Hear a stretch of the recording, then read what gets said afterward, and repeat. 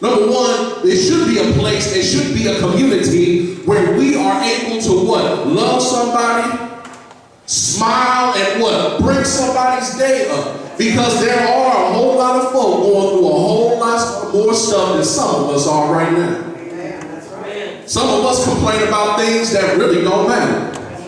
There's some people going through some real trouble, going through real trials, going through real hurt, going through real damage of their souls, and what are we doing?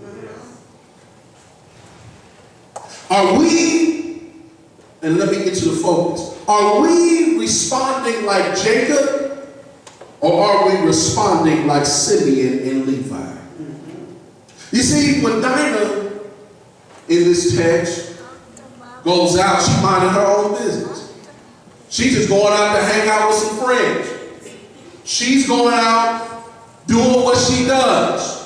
Then suddenly a man named Shechem, with all this evil intent in him, not only approaches Dinah, but kidnaps her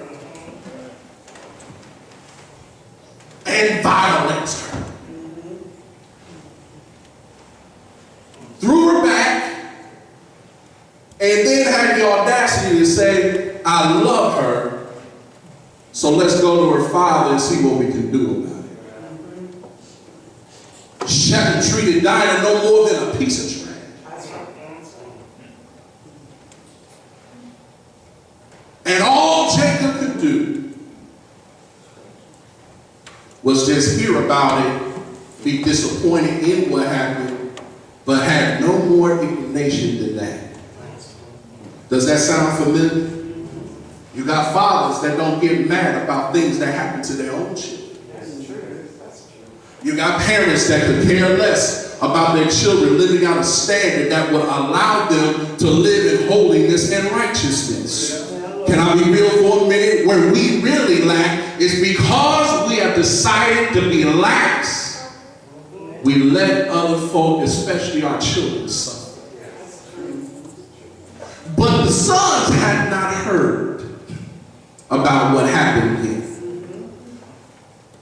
And I am proud to say that I pray every day that my attitude as a saint somewhat lines up with Simeon and Levi. Because when they heard what happened to their sister, they were upset, they were disappointed, and they wanted to get something done. In other words, they were not desensitized to what happened. They were not saying to themselves, oh, that's just bad. Oh, that's just terrible. No, they had a righteous anger. Something has been taken away from our sister. Her chastity, her honor, her dignity has been stripped from her by someone who could care less. When was the last time the church universal actually got mad about something? Okay, ain't gonna get a whole lot going on, but that's all right. When was the last time you saw something happen in this world and you did not say to yourself, well, it's just the norm? When was the last time you watched the news and heard about another murder and said to yourself, this mess has got to stop? When was the last time you saw somebody on the street poor and did not have anything to say to yourself, we've got to do something about this? And forget the Glenn Becks of the world trying to say that social justice is not a part of the church dynamic. If I remember correctly, Jesus said, I've come to save that which was lost. Why has this happened? Church, I believe part of the reason that has happened in our churches, it don't matter big or small, is because people have developed an attitude like Jacob. See, Jacob, he wrestled with God. Y'all remember that story? He wrestled with an angel all night, said, I'm not going to let you go till you bless me. God gave him a new name.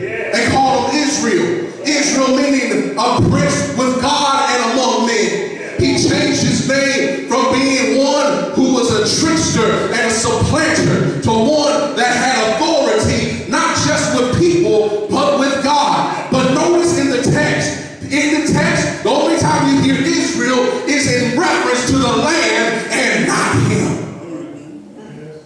Because his attitude shifted from being what he ought to be to being what he used to be. Can I say it like I want to say it? The thing that bothers me most is that there are people in all churches that are content with just being who they are and what they've always been and getting what they've always received. But herein lies the problem. People suffer when you become self-centered in your approach to your Christianity. He said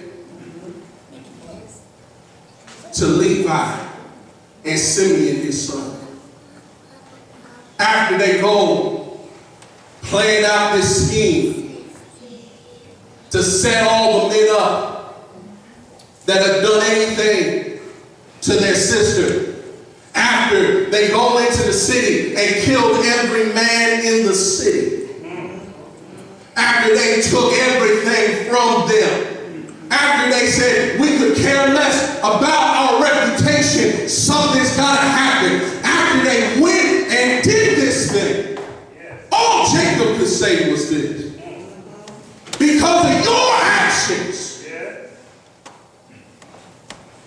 they've made me a target.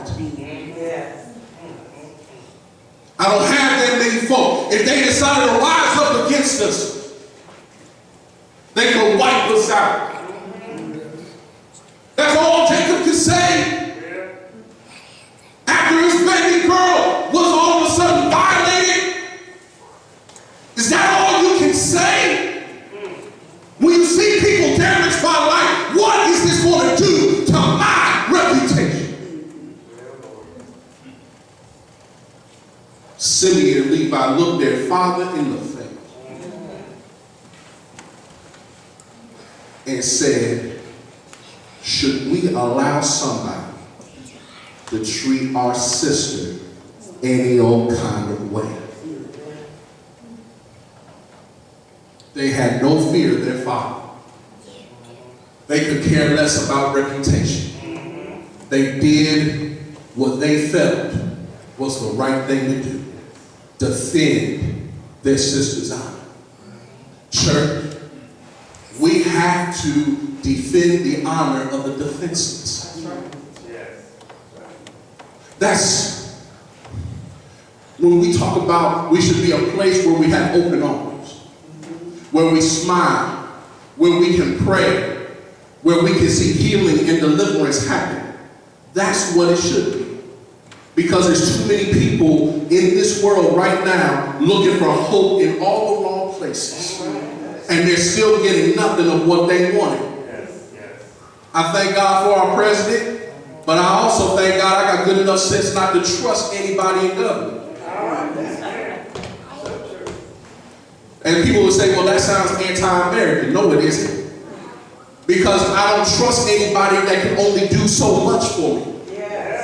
If God's got a cattle on 1,000 hills, rubies, diamonds, silver, and gold, have all the healing in his garment and everything else, why would I put my trust in somebody that can fail me at best? See, the thing about it is, you got 3 men, the 3 of the most important men in Dinah's life, but 2 of them had good enough sense to say, we're not going to let anybody treat you any old kind of way. Let me go deeper. I might have to just go ahead and teach some of this on Wednesday and just try to finish this off in a few minutes. Because this is kind of heavy, I guess. When a drug addict comes in here, you don't turn them away. When an alcoholic comes in here, you don't turn them away. When that girl that's got stuff on that looks all kind of crazy, you don't turn her away. When people got real issues going on, you don't turn them away. If they don't look like we look, sound like we sound, dress like we dress, you don't turn them away. If they've been in the club all night and they had enough sense to have you straggle on into the church, you don't turn them away. Why? The reason